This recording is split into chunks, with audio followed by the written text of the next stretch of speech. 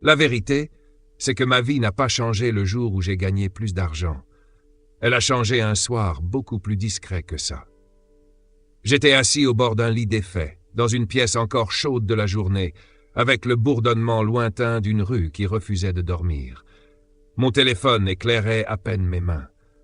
Je faisais défiler mes dépenses, mes rentrées, les petites sorties sans importance, les décisions repoussées, les projets laissés à moitié vivants. Et ce qui m'a frappé, c'était pas le manque, c'était le schéma. Toujours le même. La même fatigue de courir, la même impression d'être actif sans avancer. Le même mensonge intérieur. Si je travaille encore plus, ça finira bien par changer. Pendant longtemps, j'ai cru ça. J'ai cru que l'effort brut suffisait, que rester occupé était une preuve de progression, que la fatigue ressemblait forcément à la construction. Mais certaines vérités arrivent quand le bruit retombe. Et ce soir-là, j'ai compris quelque chose de presque humiliant. Ce n'était pas le monde autour de moi qui me retenait le plus. C'était la manière silencieuse dont je pensais. Parce que bien avant qu'un chiffre apparaisse sur un compte, il existe déjà quelque part, dans la façon dont on imagine ce qui est possible pour soi. L'argent, au fond, n'entre jamais d'abord dans les mains. Il entre dans l'esprit. Et si l'esprit vit dans le manque, dans la méfiance, dans cette idée sourde que ce genre de vie n'est pas pour moi, alors tout le reste suit. Même les efforts, même les opportunités, même le courage. Je me souviens d'un matin gris dans un bus presque vide. La vitre vibrait légèrement contre mon épaule, l'air était lourd, et je regardais défiler des façades sans vraiment les voir. J'avais des ambitions immenses, presque embarrassantes à avouer, mais au fond de moi vivait encore une phrase héritée de nulle part et de partout à la fois. Les gens comme nous ne vont pas si loin. Je ne l'avais jamais choisi. Je l'avais absorbé, dans des conversations entendues sans attention, dans la peur des adultes, dans les renoncements banalisés, dans ces petites phrases dites comme des évidences. Le plus troublant, c'est que ces pensées ne crient jamais. Elles murmurent, elles prennent la forme du raisonnable, du prudent, du soyons réalistes. Et on finit par confondre prudence et limitation. C'est là que tout a commencé à bouger pour moi. Pas dehors, dedans. J'ai cessé de me demander pourquoi certaines choses semblaient réservées aux autres. J'ai commencé à me demander ce que mes propres croyances protégeaient en silence. Souvent, elles protégeaient ma peur d'échouer. Parfois même, ma peur de réussir. Parce qu'il faut être honnête, changer de vie fait peur, même quand la vie actuelle nous épuise. La sécurité a quelque chose de trompeur. Même une situation médiocre peut devenir rassurante quand elle est familière. Je l'ai senti un après-midi dans un café presque vide, assis face à une tasse devenue froide.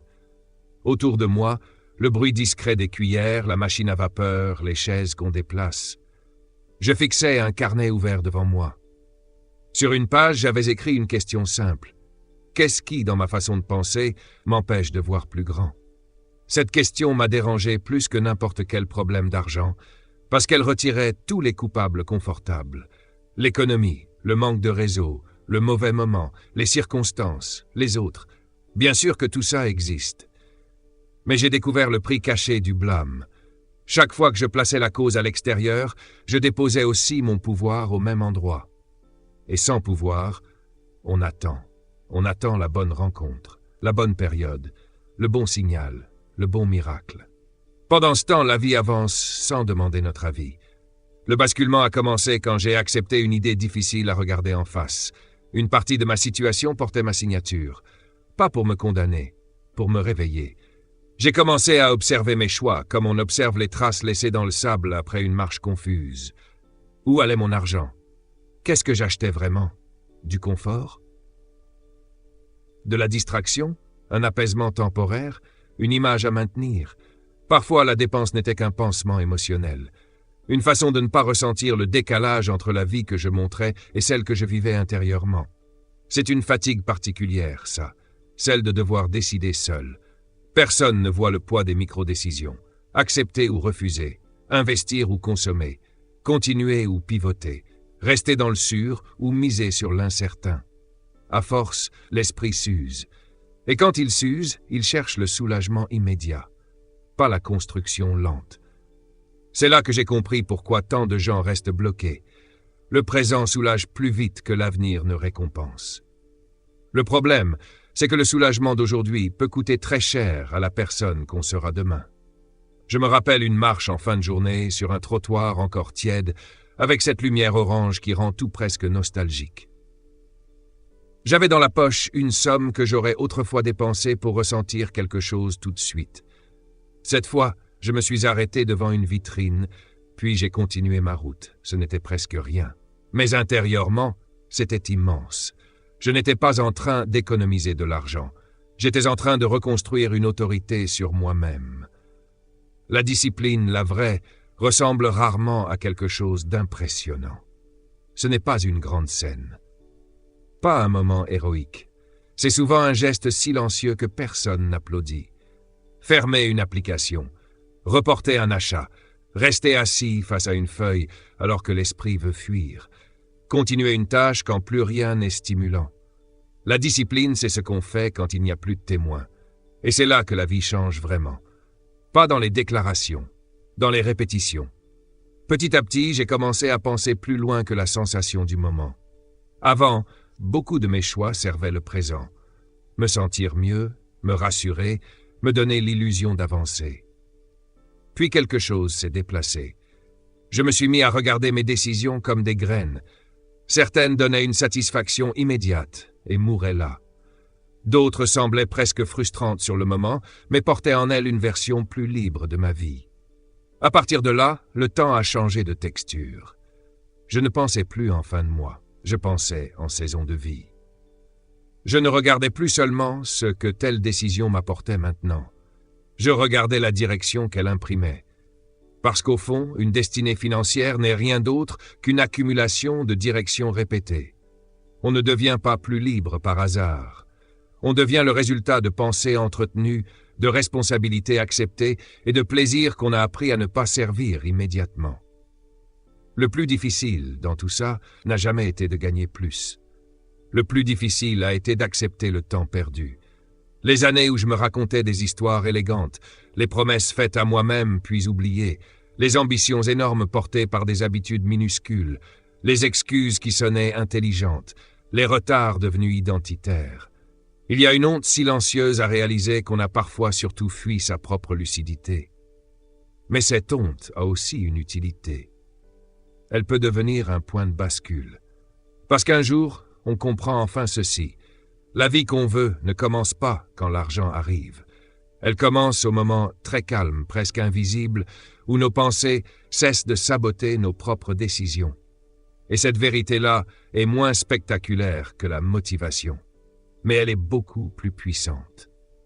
Au fond, tout bascule quand on arrête de demander à la vie pourquoi elle nous a donné si peu, et qu'on commence à regarder sans détour ce que nos habitudes construisent réellement dans l'ombre.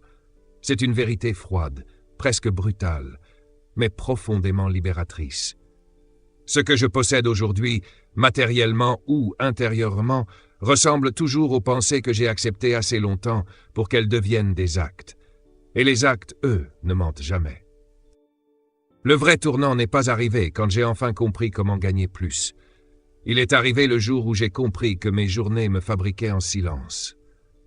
Pas mes grandes idées, pas mes ambitions, pas les phrases que je me répétais quand l'angoisse montait, mes journées. Je m'en suis rendu compte dans un appartement presque vide, avec une lumière pâle posée sur le carrelage et le bruit irrégulier d'un robinet qui fuyait dans la cuisine.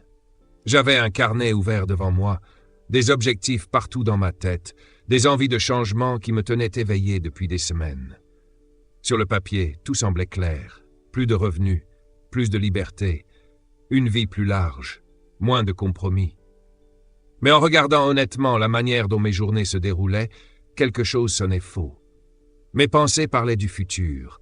Mes habitudes, elles, appartenaient encore à mon ancien monde. Et c'est peut-être ça, la vérité la plus inconfortable. On croit souvent vouloir une autre vie, alors qu'on continue à protéger les routines qui maintiennent l'ancienne en place.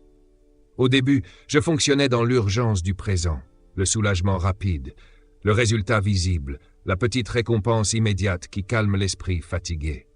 Le long terme, lui, restait une idée abstraite, belle, intelligente, mais abstraite. Puis un jour, sans grand événement, une simple question a commencé à orienter mes gestes autrement. Où cette décision est-elle en train de me conduire, vraiment? Pas aujourd'hui. Plus loin. Cette question a changé la texture de mes choix. Je me souviens d'un trajet à pied sous un vent sec, entre des immeubles encore chauds du soleil. Je pensais à une dépense, à une opportunité rapide, à ce petit plaisir instantané qui me tendait les bras. Et au lieu de me demander ce que ça allait me procurer sur le moment, j'ai imaginé la version de moi qui en subirait l'addition plus tard. C'est étrange comme l'avenir devient plus réel quand on lui donne enfin un visage. À partir de là, la patience n'était plus une punition. Elle devenait une forme d'intelligence. Parce que penser loin oblige à sortir du réflexe. Le court terme est automatique. Il vit dans les habitudes, dans l'environnement, dans la fatigue mentale, dans tout ce qui nous pousse à réagir au lieu de construire. Le long terme, lui, demande une présence à soi, une vigilance presque intime. Il faut apprendre à interrompre l'élan du moment. Et ça commence toujours dans la tête. Je l'ai compris pendant une période où je laissais tout entrer dans mon esprit sans filtre. Les peurs des autres, les conversations pleines de limites, les comparaisons absurdes, les discours défaitistes déguisés en réalisme. Petit à petit, je devenais le prolongement de ce que j'absorbais. Mes pensées perdaient de l'amplitude. Mes décisions devenaient prudentes au mauvais endroit. Je réduisais mes propres gestes avant même que la réalité ait eu le temps de me résister. C'est troublant de voir à quel point le dialogue intérieur finit par devenir une identité.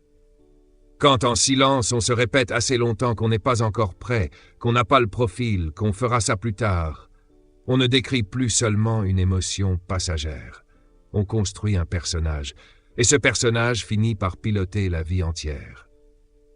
Je l'ai ressenti un soir sur un balcon étroit, avec l'air tiède qui remontait de la rue et les voix étouffées des voisins derrière les fenêtres entr'ouvertes. J'étais là, appuyé contre la rambarde, à revoir les derniers mois. Ce qui m'avait freiné n'était pas toujours visible. Ce n'était pas seulement le manque d'argent. C'était le manque d'espace mental, trop de bruit intérieur, trop de pensées automatiques, trop de scénarios de doute rejoués jusqu'à l'usure. Alors j'ai commencé à surveiller la manière dont je me parlais, pas avec une positivité naïve, pas avec des slogans, avec honnêteté. Quand une pensée me disait « ce n'est pas pour toi », je la remplaçais par une autre plus vivante. Qu'est-ce que je dois devenir pour que cela le soit? La nuance semble petite. En réalité, elle change tout. La première ferme, la seconde ouvre, et quand l'esprit s'ouvre, les décisions suivent. On choisit différemment ce qu'on lit, les personnes qu'on écoute, les environnements dans lesquels on laisse notre énergie se dissoudre. Parce que l'environnement pense à travers nous bien plus qu'on ne l'admet. Les conversations que l'on tolère, les contenus que l'on consomme, les habitudes sociales qui normalisent la stagnation. Tout cela finit par modeler notre horizon du possible. J'ai donc commencé à chercher autre chose, des idées qui agrandissent, des compétences qui déplacent les limites, des personnes dont la manière de réfléchir me forçait à voir plus loin que le moi en cours. Et c'est là que ma relation à l'argent a commencé à mûrir. Avant, je poursuivais directement le revenu, comme si le chiffre à lui seul pouvait résoudre le malaise. Mais l'argent gagné sans fondation intérieure stable ressemble souvent à une marée. Ça monte, ça redescend, et rien ne reste vraiment. Le vrai basculement est arrivé quand j'ai compris que le revenu suit rarement l'effort brut. Il suit la valeur, pas le nombre d'heures, pas la fatigue affichée, pas le sacrifice raconté aux autres. La valeur, ce qu'on sait résoudre, ce qu'on sait simplifier, ce qu'on peut apporter à une situation que d'autres trouvent confuse. Je me souviens d'une bibliothèque presque silencieuse, l'odeur du papier et du bois sec, la climatisation trop froide sur les bras. J'étais penché sur des notes en train d'apprendre quelque chose qui ne promettait aucun résultat immédiat. Et pourtant, au fond de moi, je sentais que c'était l'un des gestes les plus rentables de ma vie. Pas financièrement, pas encore, humainement, parce que chaque compétence utile crée une nouvelle version de soi. Et cette version attire des opportunités que l'ancienne n'aurait même pas su reconnaître. Avec le temps, j'ai cessé de demander comment gagner plus. J'ai commencé à me demander comment devenir quelqu'un de plus utile. La réponse m'a obligé à grandir. mieux écouter, mieux comprendre les problèmes, mieux communiquer, apprendre ce qui peut se multiplier au lieu de rester enfermé dans un seul cadre. C'est lent, parfois frustrant. Les premiers efforts ne montrent rien. Le monde ne récompense pas immédiatement l'apprentissage silencieux. Et c'est précisément là que la discipline entre en scène. La discipline n'a rien de spectaculaire. Je l'ai reconstruite dans des gestes minuscules. Ouvrir mon budget même quand ça me dérangeait, continuer à apprendre quand personne ne me demandait rien, répéter les mêmes actions utiles alors qu'aucun résultat n'était encore visible. Il y a une solitude particulière dans cette phase. Celle où tu avances sans preuve, sans applaudissements, sans certitude, seulement avec l'intuition que tes habitudes sont en train de préparer une réalité que tes yeux ne peuvent pas encore voir. C'est difficile, parce que le confort appelle toujours plus fort au début. Dormir sur ses promesses, remettre à demain, se raconter que l'on commencera dans de meilleures conditions. Mais la vie ne bascule jamais dans de meilleures conditions. Elle bascule quand une routine devient plus forte que l'excuse. Et au fil des jours, j'ai vu quelque chose changer. Moins de décisions prises sous l'émotion, moins de dépenses pour anesthésier une frustration, moins de dispersion, plus d'alignement. Mes journées ont commencé à ressembler à la vie que je disais vouloir. Et c'est à ce moment-là que j'ai compris une vérité presque froide. La richesse durable n'est pas construite par les grands moments. Elle est construite par la répétition de gestes qui, sur le moment, semblent insignifiants. Une pensée surveillée, une compétence approfondie, un plaisir différé, une dépense maîtrisée, une habitude respectée alors que personne ne regarde. Au fond, le futur n'arrive jamais d'un coup. Il s'infiltre dans ce que l'on répète. Et si je regarde honnêtement ce que ma vie devient, je vois toujours la même chose. Elle prend lentement la forme des pensées que je nourris, de la valeur que je développe et surtout des routines que j'ai enfin cessé de trahir. Le moment où ma vie a commencé à prendre une autre direction n'a pas été spectaculaire. Aucun grand déclic, aucune opportunité tombée du ciel, aucune montée de motivation presque euphorique comme on aime l'imaginer. C'était beaucoup plus banal et beaucoup plus difficile à accepter. J'étais assis à une table encombrée dans le fond d'un espace de coworking presque vide. Le ronronnement de la climatisation couvrait à peine les clics lointains d'un clavier. Devant moi, plusieurs onglets ouverts, des notes partout, des messages en attente, des idées lancées dans trop de directions à la fois. J'avais l'impression de travailler énormément. Et pourtant, à l'intérieur, quelque chose stagnait. Cette fatigue étrange qu'on ressent quand la journée a été pleine, mais qu'aucune pièce importante n'a vraiment bougé. C'est là que j'ai compris une vérité presque humiliante. Être occupé peut devenir une manière sophistiquée d'éviter l'essentiel. Le mouvement donne l'illusion du progrès, le bruit des tâches rassure, la dispersion fait croire qu'on est indispensable, mais le résultat, lui, raconte toujours la vérité. Si l'attention part dans tous les sens, la vie finit par lui ressembler. Pendant longtemps, je confondais agitation et construction. Je répondais vite, je sautais d'une urgence à l'autre. Je donnais mon énergie à tout ce qui sonnait important. Et le soir, je gardais ce goût sec d'inachevé. Pas parce que je ne faisais rien, parce que je ne protégeais rien. Ni mon temps, ni ma concentration, ni la partie de ma journée qui aurait dû servir ce que je prétendais vouloir bâtir. Le vrai pouvoir, j'ai fini par le comprendre, ne vient pas de la quantité d'efforts, il vient de la direction. Je me souviens d'un matin silencieux dans mon salon. Le soleil traversait à peine les rideaux, une tasse encore chaude entre les mains, et cette décision très simple. Pendant les prochaines heures, une seule chose existerait, un seul problème, un seul objectif, une seule tâche, rien d'autre.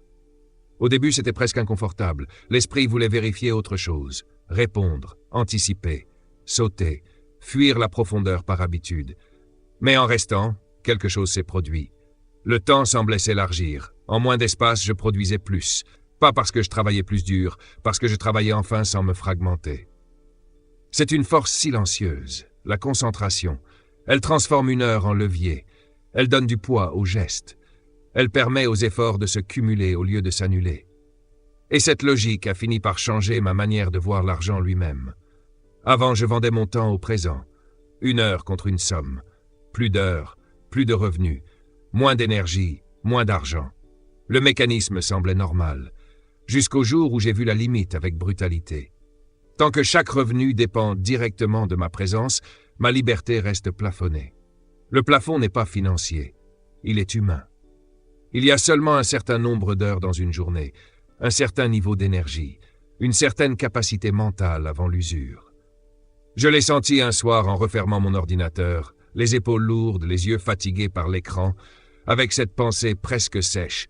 Si je m'arrête, tout s'arrête.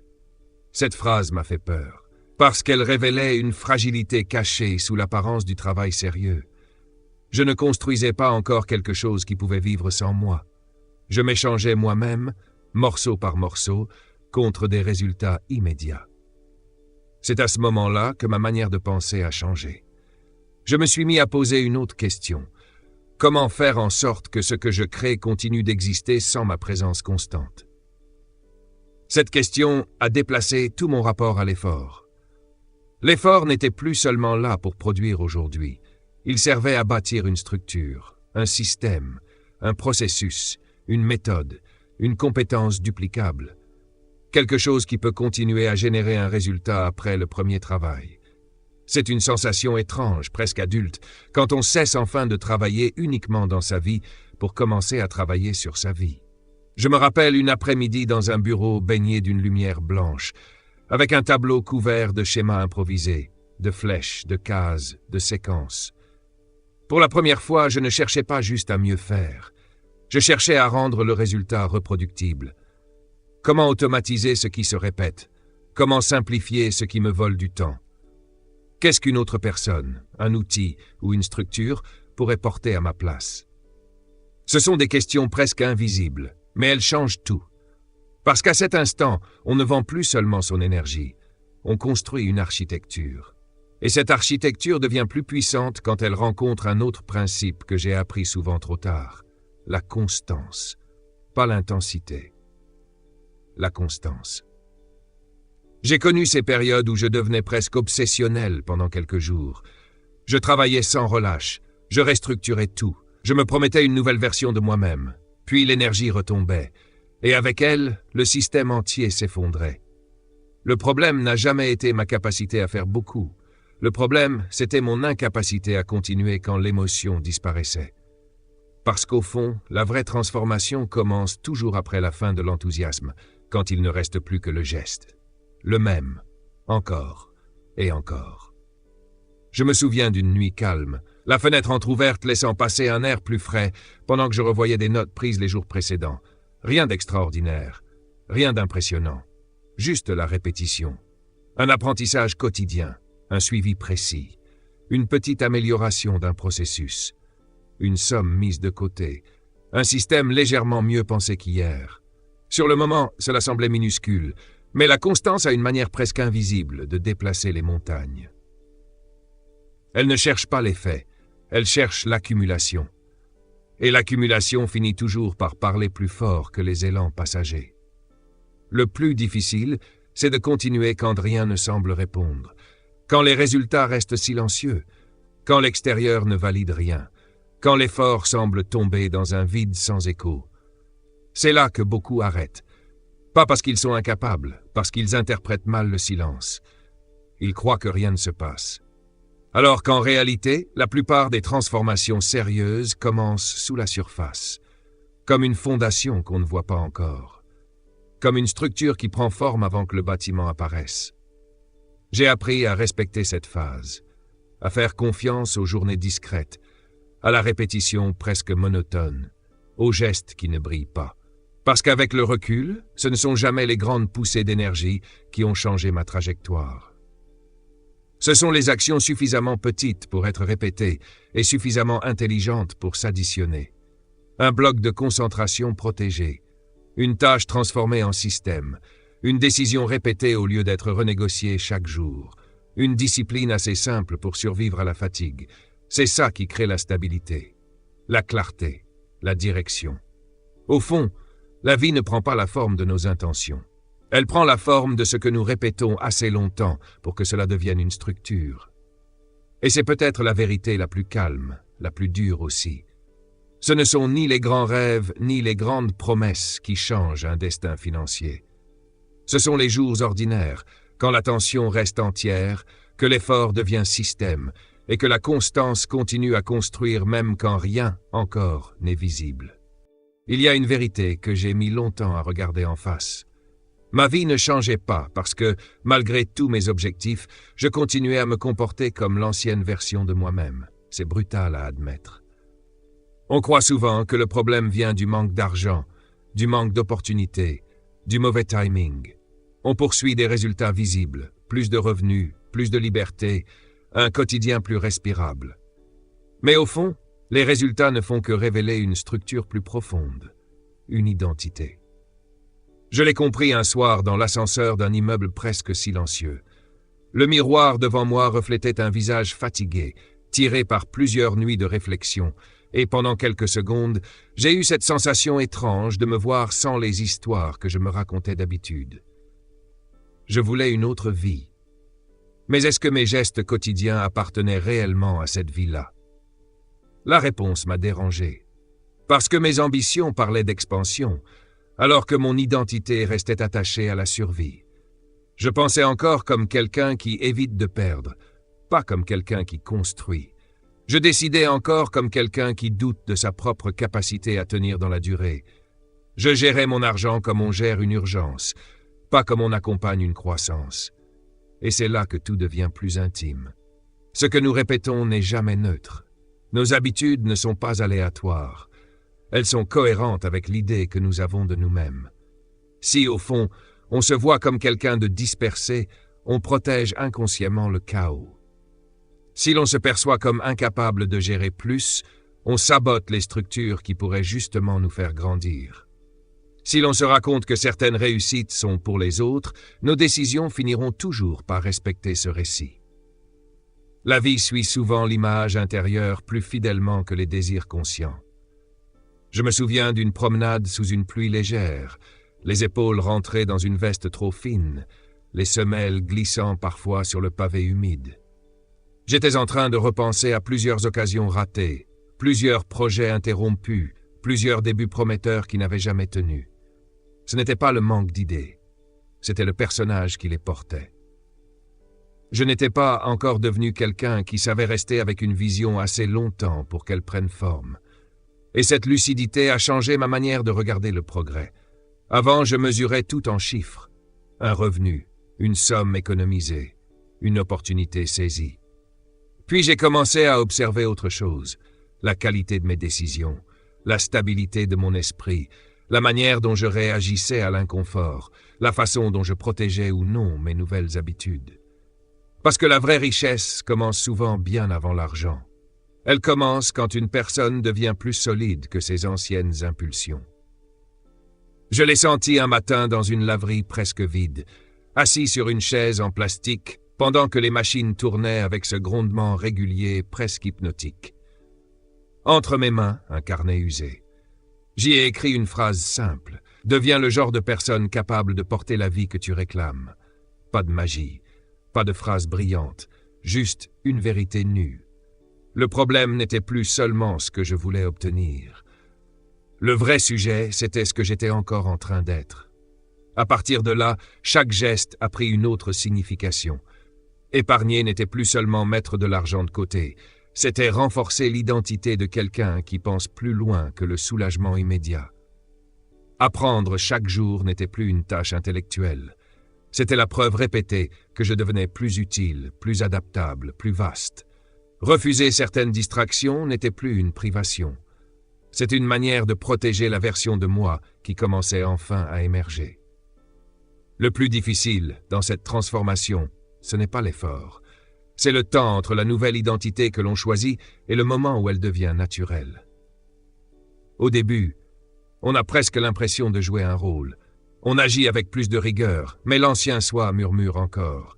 Il rappelle les anciennes habitudes, les vieux raccourcis, les excuses familières, le confort des retards déjà connus. Il y a un tiraillement intérieur très réel dans cette phase. Une partie de nous veut grandir, l'autre veut rester reconnaissable. Parce qu'évoluer, au fond, c'est aussi accepter de perdre une ancienne version de soi. même si elle nous a longtemps protégés. Je me rappelle une fin d'après-midi dans un parc presque désert, le vent sec faisant bouger les feuilles mortes autour des bancs. J'observais des gens passer, absorbés dans leur propre vie, et une pensée m'a traversé avec une clarté étrange. Personne ne viendra valider la personne que je suis en train de devenir. Cette validation doit venir des actes eux-mêmes, des preuves silencieuses que l'on se donne à soi. Une promesse tenue, une dépense évitée, une compétence approfondie, une routine respectée même quand l'humeur n'y est pas. C'est ainsi que l'identité se réécrit, pas avec des affirmations, avec des preuves. Et plus les preuves s'accumulent, plus la nouvelle version de soi cesse d'être une ambition pour devenir une évidence. À ce stade, les résultats extérieurs finissent toujours par suivre, pas immédiatement, pas de façon théâtrale, mais ils suivent, parce qu'un esprit plus stable prend de meilleures décisions, parce qu'une personne plus disciplinée crée de meilleures structures, parce qu'une identité alignée cesse de se trahir au moment critique. Le piège, c'est de croire que tout doit changer d'un coup. Je suis tombé dans cette illusion aussi. Vouloir tout restructurer en une journée, changer toutes ses habitudes, réinventer sa vie sur un excès de lucidité. Mais les vraies bascules ne vivent pas dans l'intensité. Elles vivent dans les motifs. Dans ce qu'on répète assez souvent pour que le cerveau cesse de le considérer comme exceptionnel. Un choix plus juste aujourd'hui, une pensée mieux dirigée demain, un automatisme plus sain la semaine suivante, une discipline un peu moins négociable avec le temps. C'est presque invisible. Et pourtant, c'est ainsi qu'une trajectoire entière se redessine. Le futur ne demande pas la perfection. Il demande une cohérence. Que les pensées, les habitudes, l'environnement et les décisions cessent enfin de raconter des histoires contradictoires. Je l'ai compris en regardant mon propre parcours. Chaque période où j'ai stagné, je voulais un résultat sans accepter la personne qui l'exigeait. Je voulais la liberté sans la structure, la croissance sans l'inconfort, la sécurité sans la patience, l'abondance sans la transformation intérieure. Mais certaines vies ne s'ouvrent qu'à la version de nous capables de les soutenir. C'est une vérité calme, presque sévère. Tu n'obtiens pas durablement ce que ton identité profonde est encore incapable de gérer. Alors le vrai travail n'a jamais été de courir après une vie meilleure. Le vrai travail a toujours été de devenir jour après jour la personne pour qui cette vie devient normale. Et quand cette identité finit par s'installer, quelque chose de très simple se produit. Les décisions cessent de demander autant d'efforts, la discipline cesse de sembler contre nature, les résultats cessent d'être accidentels. Ils deviennent la conséquence logique de qui tu es devenu dans le silence. Au fond, le futur n'attend ni ton courage parfait, ni le bon moment, ni une motivation passagère. Il attend simplement que tes habitudes cessent de trahir la personne que tu dis vouloir être.